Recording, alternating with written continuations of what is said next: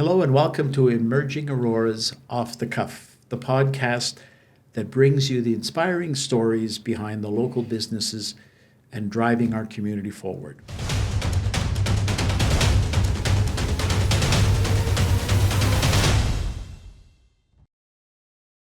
I'm your host, Vern Cunningham, and today we've got something all of us should be proud of. Normally we speak to Aurora business owners, but today we have a guest who was instrumental in the construction of the Aurora Town Square.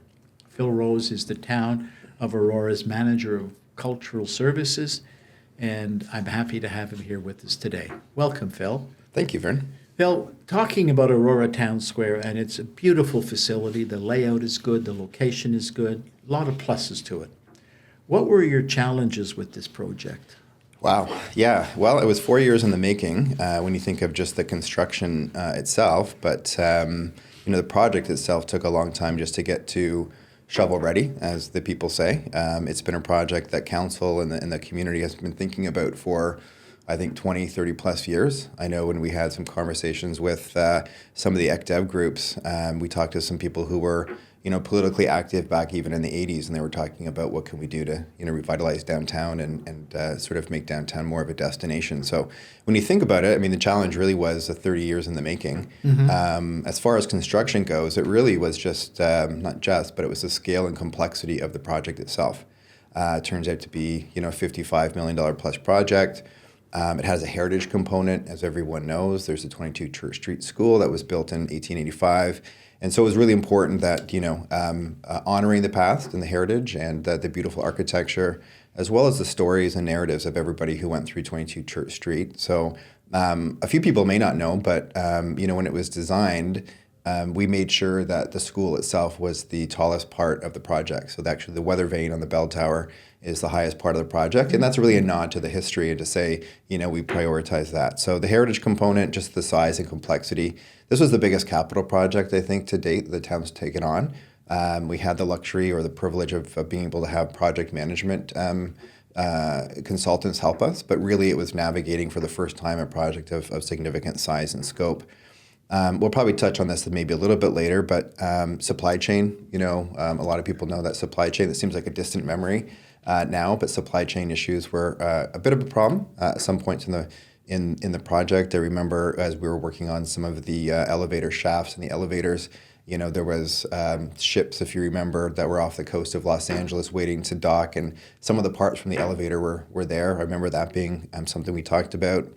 Skilled labor shortage. So at one point in time, it was really difficult. And I think that's probably still the case. A lot of, skilled laborers, carpenters, electricians, you name it. There's still a challenge, I think, in the province in terms of trying to let people know that that's a, really great career path to go in. Mm-hmm. But it means that there's a lot of people who aren't available to work on a project like this. And then I think the last thing I would say is probably community engagement. So making sure we were trying to be the best neighbor we could be, realizing that we're, in a heritage part of town. There's neighbors on all four sides of the project, of the construction, and just making sure that we were actively communicating to them, knocking on the doors, seeing if they were okay, handing out car wash, vouchers, which was something we did on a regular basis because we realized we were kicking up a lot of dust.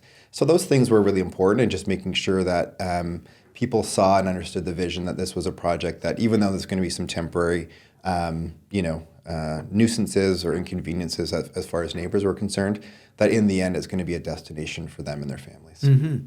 Now, one thing I took, I think, about 3 tours during the construction phase. That's right. And one thing I was told that people probably may not be aware of is the fact that before you start a project like this, everything looks like it's going to be pretty good. Mm-hmm. Once you start taking away soil, you realize that on the existing building that was there, you had to shore it up and do a lot of things to make sure that it wasn't damaged and it would hold up.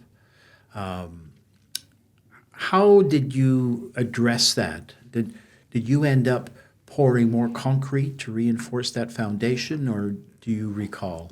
I recall a little bit. The way that the caissons were put in to support the foundation, when we did the excavation, everybody who knew the project and was visited the cultural center and the library. We had the parking lot in the middle, and then we had essentially empty space on the north side after we demolished what was the old seniors center and the library.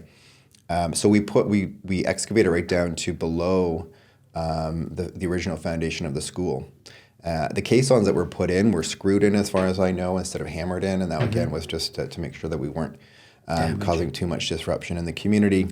I don't know if we poured more concrete. I know that that was quite a complex undertaking to do that. There was some shifting soils. We did find, I think, some contaminated soil on one part of the property. And I think that had to do with the fact that somewhere in the past there was a gas station on that north side of the property. Yeah. So it wasn't it wasn't one of those things that completely railroaded the project. But there were, as you say, once you start to unearth things, there's always things that you just didn't realize and take into account. And you can't plan for, because you don't know what you don't know. Exactly. So, I mean, that's the reality of it. Exactly. How did COVID impact the cost of this project?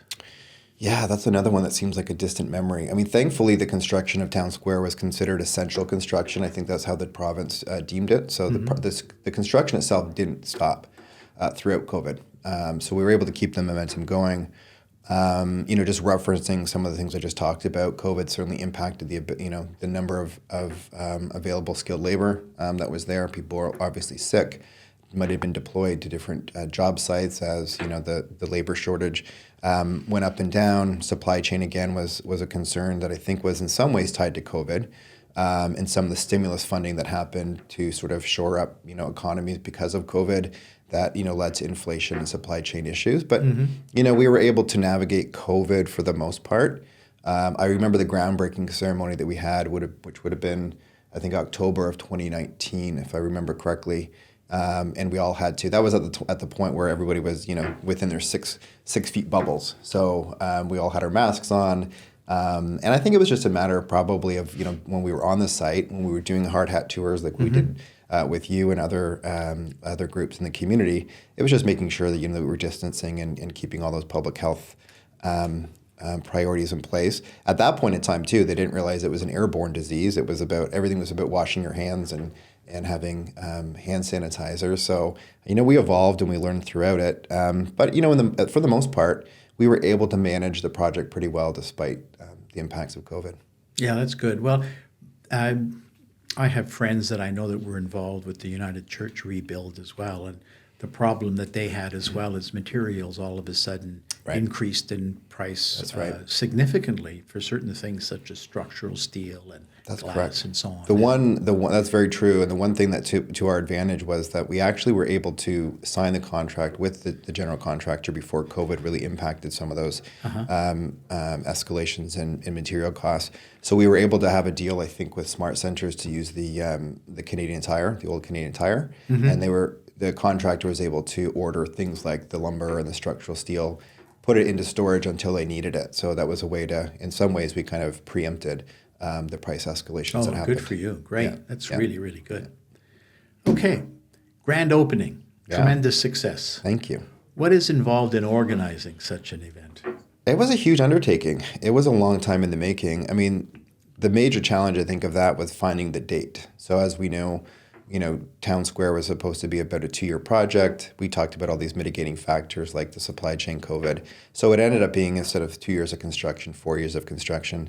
But even 2 years into the project, we were trying to pick a date for the grand opening, and we ended up probably choosing 8 dates for the grand opening. So part of it was just trying to anticipate and read the tea leaves, so to speak, when it comes to construction completion. But once we did find the date, it was really a huge undertaking, and we had to define what the scope was going to be. And the scope ended up being about 3 weeks with multiple performances, 4 special events, a number of different programs, and a whole bunch of collaborations with the Cultural Center and the library and other community groups as well.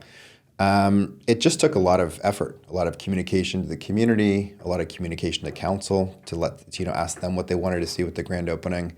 And really the message we got back is that we wanted to take the opportunity to provide as many a diverse portfolio of programs throughout that time that really tested, the new space. We wanted to see how it kind of worked for a classical music concert versus a comedy show versus a rock concert. And so it was really nice to be able to experiment with the space. And it was also just about setting the tone, and making sure that when we did the ribbon cutting, we were, opening up this community space that was going to be well received, but people saw as a space for creativity, just to hang out, a community hub, a place to, meet your neighbors. And so we wanted to get off on the right foot in terms of people sort of understanding this space for what it was, and what it can be as far as the potential was concerned.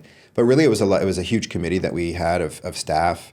We brought in different people as we needed to for planning, but it was probably about 6 months of planning that went into that, even more, I would say, of really hard, planning. And it was a whirlwind once we started. September 21st, that was our grand opening. That was the ribbon cutting with the community, and then it was just basically 3 weeks nonstop. Yeah, it's a great addition for the town. Now, I have a question totally unrelated to, it's related to construction a little bit. I was there for the Leonard Cohen tribute band last Saturday, and I noticed the stage is at floor level. Usually stages are raised, are they not? Is there a reason for having it at floor level, or? There's different types of stages. I've managed a theater before that had 295 seats that had the same thing, thrush style sort of stage. So yeah, a lot of stages do. Do they? Okay. Do have like an Raised. actual raised stage. The reason why we designed the stage the way we did is because we have retractable seating. And so you can have the seats out like you did for the Leonard Cohen concert, and you can have about 235 to 250 people in there. And when you retract it, it then now becomes usable as a banquet, hall space. You can do standing room only for a concert. You can do a trade show. You can do a whole bunch of different things. So having a stage that is flush with the rest of the floor means that it has a lot more flexibility to it. And we also have risers that we can bring in. So anytime we need to have a stage, we have the ability to bring a stage. Well, that's a good way of doing it, because it gives you maximum flexibility for the type of event that you want to house in that facility. And that's a really good idea. That's really what the design purpose was for the entire facility, to be as flexible as possible, to serve as many purposes as possible. And the performance hall sort of being the crown jewel of the space, that has the most flexibility. We have event coming up on Monday, I think it is, and they're going to have sort of keynote speakers or talks in the morning, break for lunch, and while lunch is breaking, they're going to be able to put the seats back, and then going to be able to do sort of some health, like yoga type of stuff in there after lunch. So it really is designed to do as many things as possible. Yeah, that's smart. That's smart to do it that way, because then you can use it for anything. Exactly. Which is very, very smart to do. So congratulations on that. Thank you. What's been the support from the citizens of Aurora themselves? It's been strong. Yeah, the support's been strong. We did some surveying after the grand opening through our communications team, and we had one of the questions was, would you return to Town Square? And 100% of the people said yes, and that was within, some people said I'll return within a week or 3 months or a year, but 100% of the respondents said they would return. So in our estimation, that means that, people see the value of it. They want to come back. They want to try out the different things, whether it's a dance program or whether it's a visual arts program, just to have a coffee in the cafe or maybe see a show like the Leonard Cohen show. We've been able to grow our social media channels. Again, this is the efforts of our communications team, but the social media channels, we've been building them for quite a while for Town Square, but they really had a boost over the grand opening. So we have a strong following of people who want to know what's happening. There's a whole gamut of programming that's happening there. And we're on par with more established performing arts centers as far as our social media following, like Richmond Hill, Flato Markham Theatre, who've been around for a lot longer and have much bigger venues. So we see those as two kind of indicators of strong support. Anecdotally, but we had a guest book throughout the grand opening where people signed and put the remarks in there, and just overwhelmingly positive remarks about just the feel of the building, the design of the space, the programs that people were able to see. So, I think there's always, when you come to spending $50+ million on a project, there's some people who are more, in favor of paving roads or, building recreation facilities. Culture maybe not, or a facility like this maybe not be on the top of the list, but we're not seeing a lot of negative feedback at all. I think it's just a matter of where people's priorities are in terms of how they spend, how we spend our taxpayer dollars. But I think we've proven that it's a really important investment we've made in arts and culture, and really in the downtown of Aurora as well. I think the advantage with that project, and I was on the Economic Advisory Board when the thing started, is that revitalization of the downtown is a priority for the town of Aurora. Mm-hmm. And something like the town square allows that. When you come to a performance on a Saturday night, you go out to dinner beforehand to the restaurants that are on Yonge Street. Exactly. So you'll probably attract more restaurants because now you have more people coming to that area at night. So that'll be a very positive result of that. I know I've done that, and also afterwards you can go for a drink if you like with friends. So it's a good opportunity to see the revitalization of the downtown happen and grow.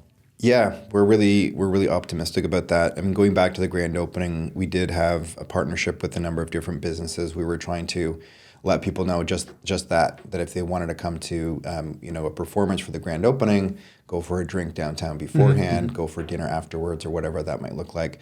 We know that, again, this is more anecdotally. We had people, some people who would come from out of town, show up a bit early and say, where can I go to have a drink or a meal beforehand? Yep. And we just pointed, go that way. Downtown's right there, and you'll find somewhere to go. So we know these investments in these types of spaces will anchor revitalization.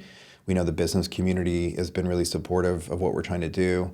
And so I think, Town Square is step one, or somewhere step two at the very beginning of some of the downtown revitalization efforts that are going to happen. And we know that there's going to be streetscape redevelopment in the promenade area. Mm-hmm. And that's going to be tied as much as possible, I think, with the design features of Town Square, and there's be some complements there as well. So a lot of anecdotal and hard evidence that shows these spaces are really important for local economic development. Well, when you're doing something in the town, sports is always very important, but culture is important as well. You need to have something for everybody. You just can't have one focus and that's it and nothing else. So congratulations on that. It's a great venue. That's true. And, we've had a lot of people through the grand opening and afterwards as well who said that they can't believe that we have a facility like this in Aurora, that they don't have to, go downtown anymore to have a nice night out. Yeah. So we definitely have seen a lot of people understand the value of it, for sure. Yeah, it doesn't take, it takes them going there only once to see how good it is. I agree. Now, are you satisfied with the attendance so far that you've seen at the facility? Attendance is good. Growing an audience, especially after you've been closed for quite some time. I know this is a question that, the Cultural Center has been grappling with. They were in, obviously, 22 Church Street construction. They were away for 4 years, and they were kind of nomads in a way, and they were putting programs up at the Armory and, different community, St. Andrews College, and different community spaces across the municipality. So they were able to, in some ways, to maintain that link with their audience, but, bringing it back to a 250-seat venue and growing it so they have sellout shows on a regular basis. That's an ongoing thing. Mm-hmm. We've had a lot of success with sold-out shows. There's some shows. We're taking, the first year to try to, again, expand this idea of experimenting with the space and seeing what resonates with the community. So we're taking, some calculated risks. Theater is one of those ones that you never know what's going to resonate. But we have a couple theater shows that we're working on. We had a Yuck Yucks comedy show recently that was a sold-out show. We know that those types of shows are going to do really, really well. Mm-hmm. We can sell those out 2 or 3 times a year. And by having those surefire kind of events, we can, again, take some risks a little bit on something. So we're going to take the next year or so just to try to figure out what the community really wants to see. That's from the town perspective. The Cultural Center pretty much has their formula in place. They do classical, they do jazz, they're dabbling in some blues, they do folk. So they have their kind of portfolio pretty well understood. The town is a little bit, as a programmer, still trying to figure that out. But the attendance numbers have been great. We see people in the building all the time. Mm-hmm. In terms of, even rentals, for example, we're probably exceeding our targets for rental projections already this year. Oh, good. Quite a bit. We're probably double where we thought we would be in terms of revenue and frequency of permits. So that's really encouraging. Yeah, I think we're in a good spot. So you're doing the right things. I think so. The reality of anything that's new is no one has any history to base anything on. So you have to take risks to know what appeals to the audience that you have. And you have different audiences that'll obviously like different things. I mean, I think a lot of people we know love tribute acts and they love comedy. And there's certain things like that. But we don't want to just do that. A lot of people do that. We have the really robust program that our special events team puts together at Town Park, which is the concerts in the park. Yes. And they get a lot of the ABBA and the Elton John tributes, and they do really well. Upwards of 1,000, 1,500 people come out. So we'll do a little bit of that tribute act stuff. Again, that's sort of the low-hanging fruit. But that allows us to try to take a few risks and bring in something that might be a little bit different and see how well the community reacts to it. And that's part of building an audience. It's just trying to figure out the taste of the community and maybe encouraging them to expand their taste a little bit to something different. The demographics of Aurora are changing. Sure. I think it's true of anywhere in the world. Do you have any plans to come up with programs that'll appeal to a different demographic than the normal one? Yeah, I think we are. We're seeing the demographic changing. We're diversifying, we're aging, and we're growing. I mean, those are the three things that a lot of municipalities in York Region, GTA, are. So we see that with new people coming from different ethnic backgrounds, countries of origin. So we're trying to tap into that. We've had some Chinese dance, for example. We have an exhibition on right now through the museum that's about the Chinese-Canadian experience in York Region. So that's important because we know that the Chinese population is increasing. So yeah, we're going to work on that. We've got programming for the Holi Festival coming up in the spring as well.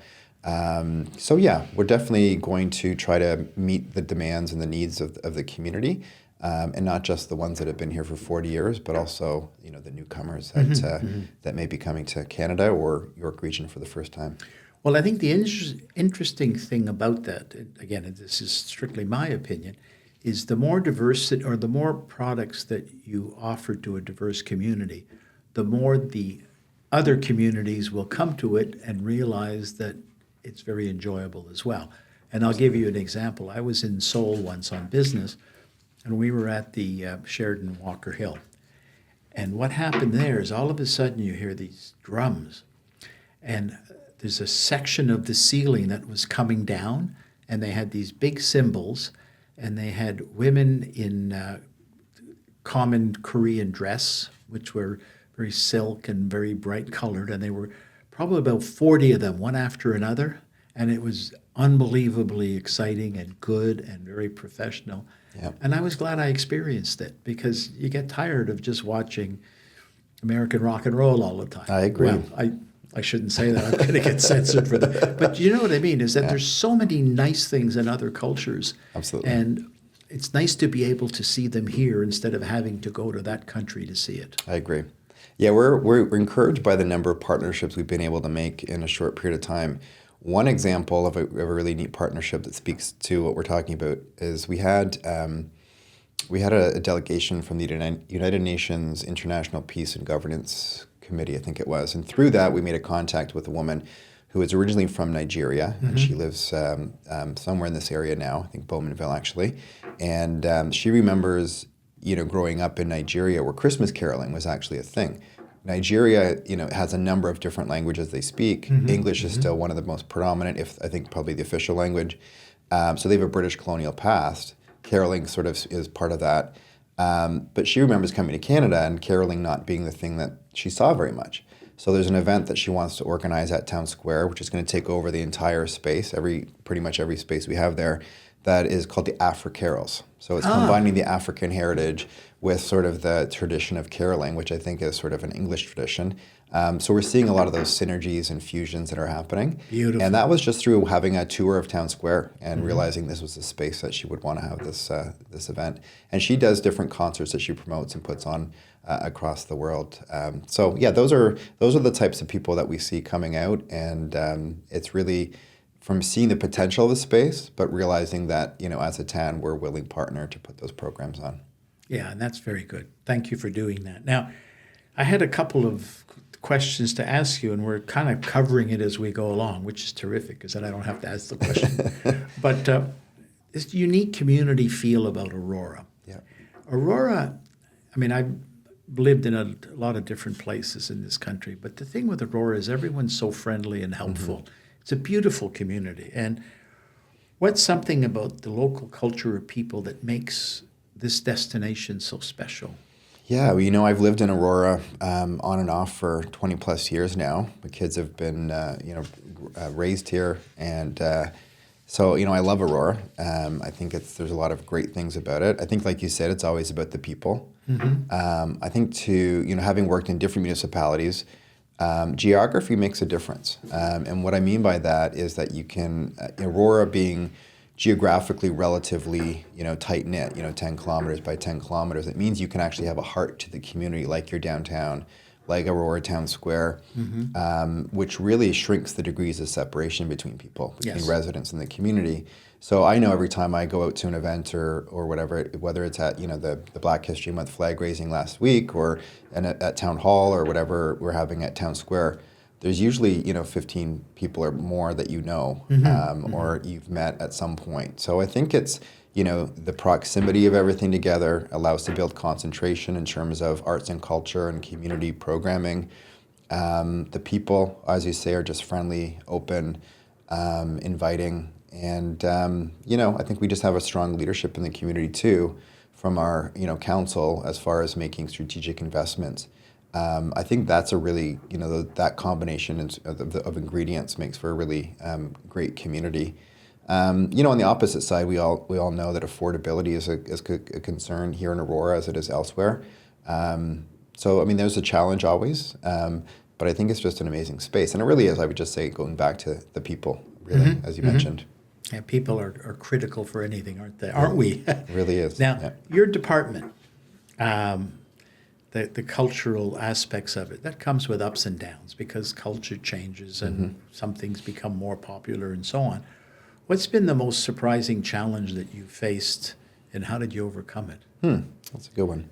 Again, it goes down to the diversity that you just spoke about.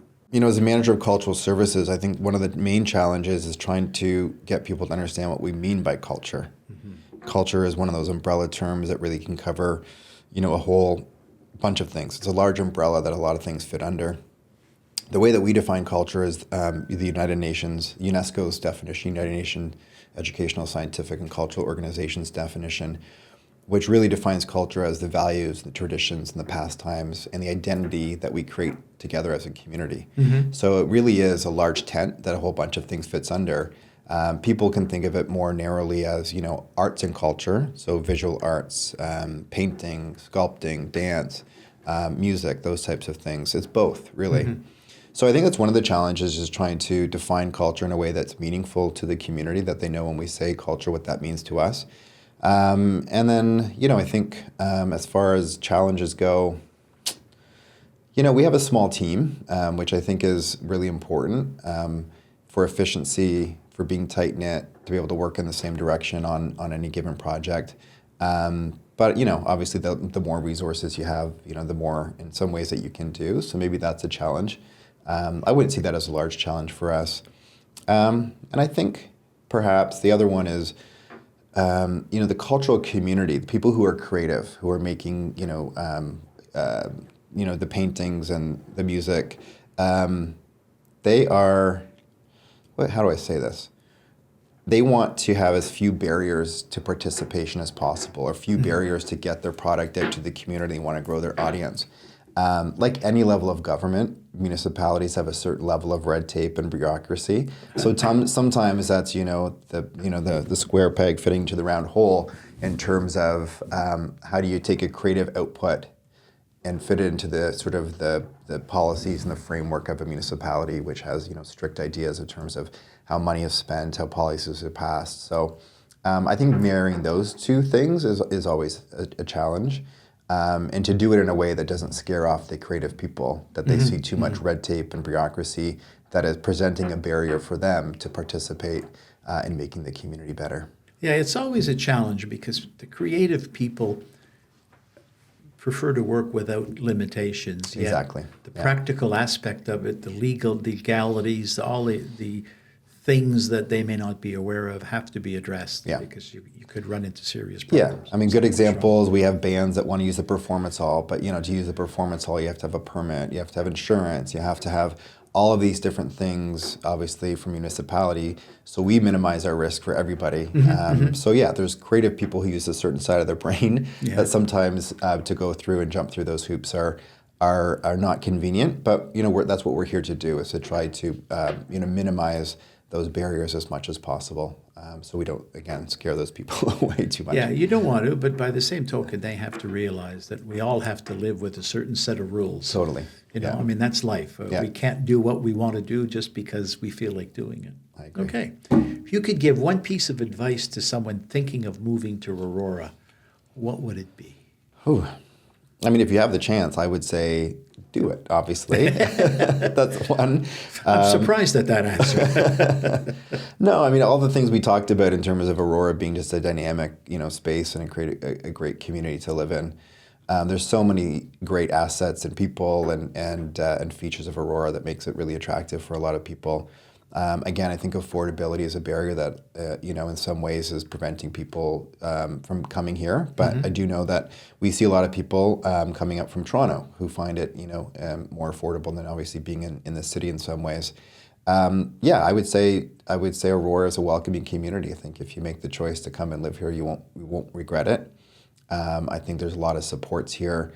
If you're somebody if you're an artist or a creative person that we're developing.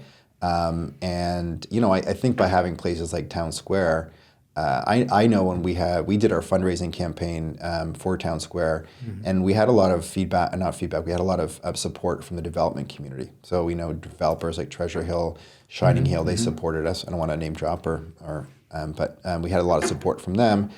And they saw, investing in Town Square as an investment as part of their business plan, in the sense that they can use Town Square for their promotional materials when they're trying to attract, right? Here's our beautiful new development. Just down the street is Town Square, this beautiful, $50 million plus facility. So I think we've got amazing amenities. I know that the mayor and our communications, and something we've been saying for a long time, is the idea of small town charm with big town amenities or big city amenities. I think that's very true. And I think Town Square is really, really representative of that. We had some people from Toronto. We actually had an architect come up from Toronto, and they said, we should have this in Toronto.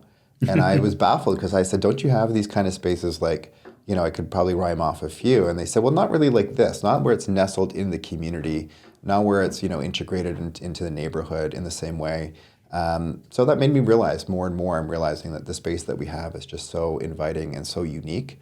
And just another reason that Aurora is the great place to be. Another advantage we have now that we haven't had for a number of years is hotel space, hotel rooms. That's true. We had the Howard Johnsons here for many years, and then it was closed for so long and we had nothing. So not only for cultural events, but for sporting events and so on, there was no place for people to stay. Yeah. So now I think we've got 2 hotels finished. I think one on the way. Yeah, one on the way. Yeah. That should help us too, because if people want to come in from out of town, they can do so and they have a place to stay too.